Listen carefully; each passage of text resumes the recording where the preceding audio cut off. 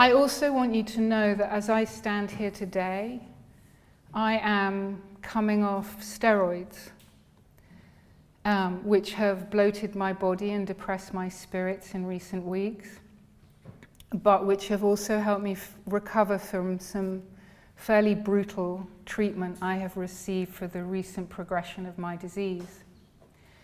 So just a few weeks ago, I had gamma radiation, you know, gamma radiation, I'll tell you what that is in a minute, to 27 small tumors in my brain just a few weeks ago. I was told by my neurosurgeon that they found that many tumors on the day, so they locked me into this kind of head frame, and then they scanned my brain with a very, very fine-cut MRI machine. And prior to that, we'd found about 8 to 10 lesions, and on the day they found 27, seriously. And he told me afterwards that if they'd found that many before treatment, he wouldn't have got approval to go ahead with the procedure. He also told me that I hold the record for the number of lesions they treated in one session. I was in the machine for 8 hours. 8 hours I was locked in that machine, and the aftermath was brutal, I can tell you. But normally they have 2 or 3 patients in one day, and they had no other patients that day. And they decided to go ahead with the treatment, even though they wouldn't have probably got approval for it. And there, by the grace of something with a capital S, once again go I. So I don't know if that treatment is going to work. I won't know for 2 or 3 months the effect of that treatment. And I don't know where my cancer is going to show up next. What I do know is that after 18 months I got rid of all the metastases except my primary in my lung.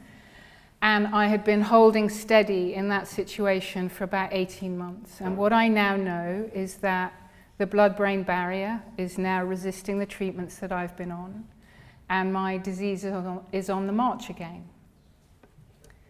And with 27 tumors in my head, it is threatening to take me out piece by neurological piece. So I have many reasons to be scared today, to descend into despair, and to retreat under a blanket of hopelessness where my cancer can claim my spirit as well as my body. I could so easily bend under the weight of statistics that tell me I have one of the most lethal cancers in existence, and to claw for crazy solutions in desperation to find a cure. But here's the thing.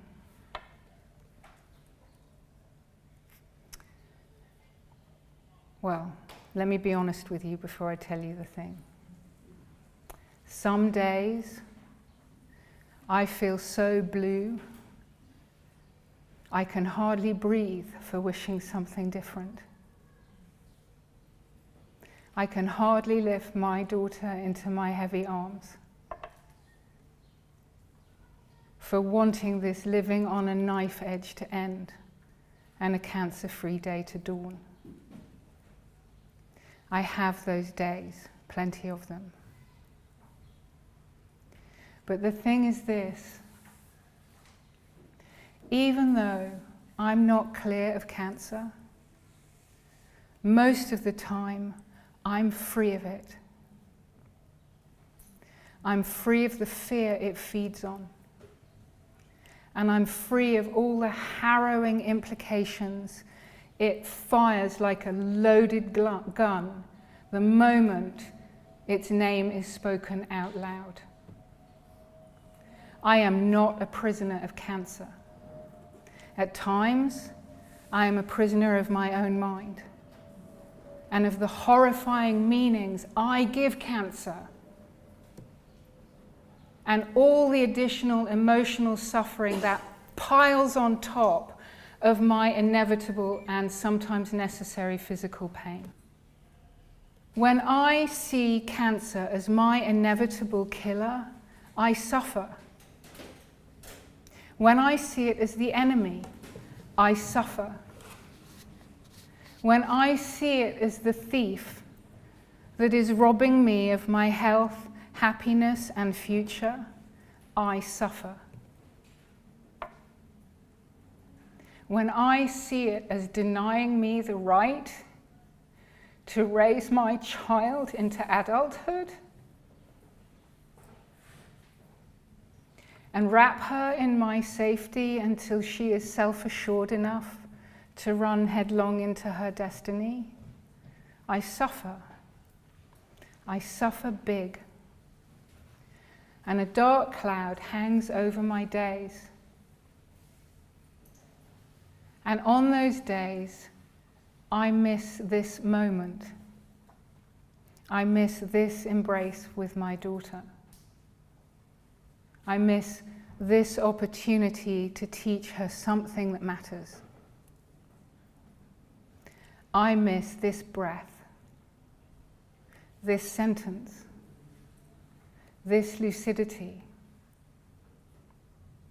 this opportunity to connect with each of you. I won't give cancer that. I won't give it more than it has the power to take. And I know what it can take. I have felt it and seen it.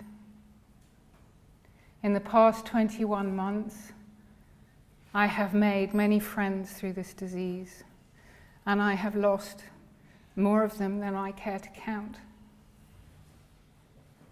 I know what this disease can take. And I wish from the bottom of my being, I pray from the bottom of my being that we could rid it from this world. But as long as it's here, we have choices about how we perceive it and how we engage with it.